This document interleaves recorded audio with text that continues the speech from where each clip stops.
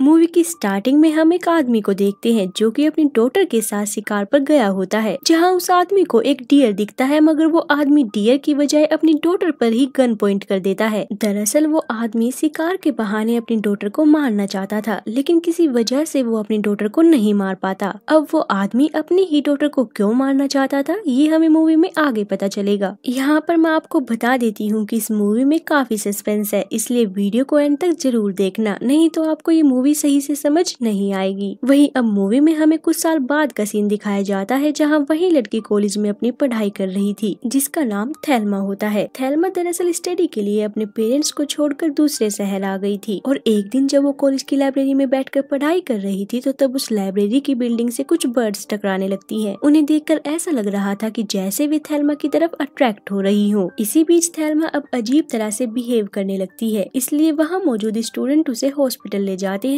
जहाँ doctor Thelma का test करती है। लेकिन टेस्ट रिपोर्ट में सब कुछ ठीक होता है, इसलिए वो थेल्मा को कुछ और टेस्ट करवाने के लिए कहती है, जिसके बाद अब थेल्मा अपने घर आ जाती है। उसी रात थेल्मा जब सो रही थी, तो तब उसके घर में एक स्नेक घुस जाता है और उसके पैर पर चलने लगता है, मगर तभी थेल्मा की आँख खुलती है और हमें पता चलता है कि ये सिर्फ उसका एक सपना था। नेक्स्ट डे थेल्मा जब कॉलेज के पूल में स्विमिंग कर रही होती है, तो तब उसकी मुलाकात एंजा से होती है, जिससे कि थेल्मा अब काफी बातें करती है और अब वे दोनों बेस्ट फ्रेंड बन चुके थे। उसी दिन थेल्मा के पेरेंट्स भी वहां आए हुए थे। यहाँ हम देखते हैं कि थेल्मा की मोम एक पैरालाइज्ड पेशेंट है। वहीं अब वे तीनों एक रेस्टोरेंट में लंच करने जाते हैं, जिसके बाद थेल्मा के पेरेंट्स अब एक दिन के लिए उसी के घर रुक गए थे और अगली सुबह ही उसके पेरेंट्स चले जाते हैं। उनके जाने के बाद हम देखते हैं कि थेल्मा अब अपने कॉलेज जाकर स्टडी कर रही है, जहाँ एंजा उसे एक पार्टी में इनवाइट करती है, जो कि रात में होने वाली थी। तभी सीन कट होता है और हम थेल्मा को पार्टी में देखते हैं, जहाँ एंजा उसे अपने बाकी के दोस्तों से मिलवाती है। और अब पार्टी में काफी एंजॉय करने के बाद थेल्मा अपने घर जाकर सो जाती है। तभी उसे ड्रीम आता है कि एंजा उसके घर के बाहर खड़ी है, जिसके बाद वो तुरंत अपनी खिड़की से बाहर देखती है। तब एंजा वाकई में वहाँ मौजूद होती है, यानी कि थेल्मा ने जो सपना देखा था जिसमें कि एंजा उसके घर के बाहर खड़ी है, वो सपना सच हो गया था, जिसे देखकर वो अब थोड़ा कंफ्यूज हो गई थी। इसलिए वो एंजा के पास जाती है, मगर तभी अचानक से थेल्मा को वही अटैक फिर से आता है। तो एंजा उसे संभालते हुए उसके रूम में ले जाती है और रात काफी हो चुकी थी, इसलिए एंजा थेल्मा के साथ ही सो जाती है। सुबह जब दोनों उठते हैं, तो तब थेल्मा एंजा से पूछती है कि तुम रात को मेरे घर कैसे आई, जिस पर एंजा कहती है कि उसे कुछ नहीं पता वो थेल्मा के घर कैसे पहुंची। जिसके बाद वे दोनों काफी दिनों तक साथ ही स्टडी करके एक दूसरे के साथ टाइम स्पेंड करते हैं और एक दिन दोनों मिलकर ड्रिंक करते हैं, जिसके साथ साथ थेल्मा फर्स्ट टाइम स्मोक भी करती है। नेक्स्ट डे थेल्मा और एंजा दोनों मिलकर एक प्रोग्राम देखने पहुंच गए थे, जहां थेल्मा को फिर से दौरे पड़ने लगते हैं, इसलिए थेल्मा उस ऑडिटोरियम से बाहर चली जाती है। और जब थेल्मा बाहर जा रही थी, तो तब अचानक से एंजा उसके पास आकर उसे किस कर लेती है, मगर तभी थेल्मा एंजा से कुछ कहे बगैर ही वहाँ से अपने घर चली जाती है। दरअसल थेल्मा को इन सभी चीजों से काफी बुरा लग रहा था, इसलिए वो अपने घर जाकर गॉड से सॉरी बोलती है और साथ ही अपने डैड को भी बता देती है कि उसने पिछली रात ड्रिंक करी थी, जिस पर उसके डैड उसे कहते हैं कि तुम अब बड़ी हो चुकी हो, तो एक बियर से कुछ नहीं होगा, तुम पी सकती हो। वहीं अगले दिन थेल्मा फिर से टेस्ट के लिए डॉक्टर के पास जाती है, जहां डॉक्टर उसके कुछ टेस्ट करती है, मगर उन टेस्ट से भी ज्यादा कुछ क्लियर नहीं होता कि थेल्मा को ये दौरे क्यों पड़ते हैं। तभी डॉक्टर बताती है कि उन टेस्ट में थेल्मा के ब्रेन में कुछ ड्रग्स के पार्टिकल्स मिले हैं, जो कि उसे शायद बचपन में ही दिए गए थे। जिस पर थेल्मा बताती है कि उसके डैड भी एक डॉक्टर है और बचपन में उसके डैड ही उसका ध्यान रखते थे। अब क्योंकि इन टेस्ट से ज्यादा कुछ क्लियर नहीं हुआ था, इस वजह से डॉक्टर थेल्मा को एक एपिलेप्सी के स्पेशलिस्ट के पास रेफर कर देती है। और जब दूसरा डॉक्टर उसका टेस्ट कर रहा था, तो तब थेल्मा एक फ्लैशबैक देखती है, जिसमें कि वो 6 साल की थी और उस वक्त थेल्मा की मोम भी बिल्कुल ठीक हुआ करती थी। इसके साथ ही थेल्मा का एक छोटा भाई भी था और जब थेल्मा की मोम अपने बेटे को फीड करा रही थी, तो तभी उसके पास थेल्मा आती है, मगर उसकी मोम उसे वहाँ से भगा देती है। जिसके बाद थेल्मा की मोम उस बेबी को थेल्मा के पास छोड़कर कुछ काम करने के लिए वहाँ से चली जाती है, मगर उनके जाने के थोड़ी ही देर बाद थेल्मा का भाई रोने लगता है, जिससे कि थेल्मा को अब काफी तकलीफ होने लगी थी। मगर तभी अचानक से रोने की आवाज बंद हो जाती है, जिसके बाद थेल्मा की मोम वहाँ आती है, लेकिन उसे अपना बेटा वहाँ कहीं नहीं मिलता। जिस पर वो थेल्मा से उसके बारे में पूछती है, मगर थेल्मा उनकी बातों का कोई जवाब नहीं देती। इसी बीच वहाँ सोफे के नीचे से उस बच्चे की रोने की आवाज आती है, जिसे सुनकर थेल्मा की मोम अपने हस्बैंड यानी कि थेल्मा के डैड को आवाज लगाती है और दोनों मिलकर बच्चे को निकाल लेते हैं। जिसके बाद सीन कट होता है और हम वापस थेल्मा को हॉस्पिटल में देखते हैं, जहाँ अब वो डॉक्टर उसे कुछ सवाल पूछते हैं, जिसके दौरान वो थेल्मा से उसके फ्रेंड्स के बारे में भी पूछते हैं, जिस पर थेल्मा को अब एंजा के साथ बिताई हुई मेमोरीज याद आने लगती है और इससे मशीन में भी कुछ हरकतें चालू हो गई थी, जिसे देखकर वो डॉक्टर थेल्मा से उसी टॉपिक पर कुछ और सवाल पूछने लगते हैं। दूसरी तरफ एंजा जब अपना कुछ वर्क कर रही होती है तो तब अचानक से उसके घर का म्यूजिक सिस्टम अपने आप ऑन हो जाता है। वहीं हॉस्पिटल की लाइट्स भी ब्लिंक करने लगती है कि तभी मूवी में एक ट्विस्ट आता है और हम देखते हैं कि यहाँ एंजा अचानक से गायब हो जाती है। दूसरी ओर अब थेल्मा का चेकअप करने के बाद डॉक्टर उसे बताता है कि ये एपिलेप्सी नहीं बल्कि कुछ और है। साथ ही साथ वो थेल्मा को ये भी बताते हैं कि उसकी ग्रैंडमा को भी सेम यही प्रॉब्लम है और बस ये कहने के बाद वो थेल्मा को उसकी ग्रैंडमा के नर्सिंग होम का एड्रेस दे देते हैं। दरअसल उस डॉक्टर ने थेल्मा की कंडीशन को देखते हुए कुछ रिसर्च करी होती है, जिस वजह से उसे थेल्मा की ग्रैंडमा के बारे में भी पता चल गया था। नेक्स्ट डे थेल्मा अपनी ग्रैंडमा से मिलने उनके नर्सिंग होम जाती है, जहाँ उसे पता चलता है कि थेल्मा के डैड ने ही उसकी ग्रैंडमा को इस नर्सिंग होम में डाला था। वहीं अब अपनी ग्रैंडमा से काफी देर तक बात करने के बाद थेल्मा अब वापस अपने घर आ जाती है और कुछ दिन कॉलेज जाती है, मगर वो एंजा को काफी मिस कर रही थी, जिसके साथ साथ उसका पढ़ाई में भी अब मन नहीं लग रहा था। इसलिए वो वापस अपने गाँव चली जाती है, जहाँ वो अपने पेरेंट्स को अपनी कंडीशन के बारे में बताती है, जिसके दरमियान मूवी फिर से फ्लैशबैक में चली जाती है, जहाँ थेल्मा की मोम अपने छोटे बेटे को नहला रही थी, जिसके बाद वो उसे कुछ देर के लिए बाथरूम में ही छोड़कर चली जाती है। मगर जब वो वापस लौटती है तो उसे अपना बेटा वहाँ कहीं नहीं दिखता और वो ये बात थेल्मा के डैड को भी बताती है कि उसे अपना छोटा बेटा कहीं नहीं मिल रहा, जिसे सुनकर थेल्मा के डैड थोड़े कंफ्यूज हो जाते हैं। मगर तभी वो थेल्मा को बाहर की ओर जाता देखते हैं, जिसे देखकर वो उसका पीछा करने लगे और थेल्मा के पास जाकर उससे पूछते हैं कि तुम्हारा छोटा भाई कहाँ है, जिस पर थेल्मा जमी हुई लेक की तरफ इशारा करती है। थेल्मा के इशारा करने पर जब उसके डैड वहाँ जाते हैं तो तब अपने बेटे की डेड बॉडी को लेके अंदर देखकर वो काफी हैरान हो जाते हैं और रोने लगते हैं। और इसकी खबर जैसे ही थेल्मा की मोम को पता चलती है तो तब वो अपने आप पर कंट्रोल नहीं रख पाती और सुसाइड करने की कोशिश करती है, मगर कम ऊंचाई से गिरने के कारण उनकी मौत नहीं होती बल्कि उनकी लोअर बॉडी पैरालाइज्ड हो जाती है। जिसके बाद सीन वापस प्रेजेंट डे पर शिफ्ट होता है, जहाँ थेल्मा के पेरेंट्स फाइनली उसे बताते हैं कि थेल्मा के पास एक सुपर नेचुरल पावर है, जिसकी हेल्प से वो जो कुछ भी सोचती थी वो हकीकत में बदल जाता था। और क्योंकि उस दिन थेल्मा ने अपने छोटे भाई को गलती से सोफे के नीचे टेलीपोर्ट कर दिया था, तो तब उसकी मदर ने उसको इस बात पर काफी डांटा था, जिस वजह से वो गुस्से में होकर अपने छोटे भाई के बारे में सोचते हुए सो जाती है और इसी वजह से ही थेल्मा ने अनजाने में अपने भाई को उस जमी हुई लेक के अंदर टेलीपोर्ट कर दिया था, जिसके कारण उसके छोटे भाई की डेथ हो गई थी। साथ ही यहाँ पर हमें ये भी पता चलता है कि थेल्मा की वजह से ही एंजा उस दिन गायब हुई थी। दरअसल टेस्ट के वक्त थेल्मा अपने दिमाग में आ रहे एंजा के अलग अलग तरह के थॉट्स को रोकना चाहती थी, मगर उन थॉट्स को रोकने की बजाय उसने गलती से एंजा को ही गायब कर दिया था। वहीं आगे इन सभी बातों के बाद थेल्मा के डैड उसे काफी स्ट्रॉन्ग ड्रग देने लगते हैं ताकि वो ज्यादा सोच ना सके,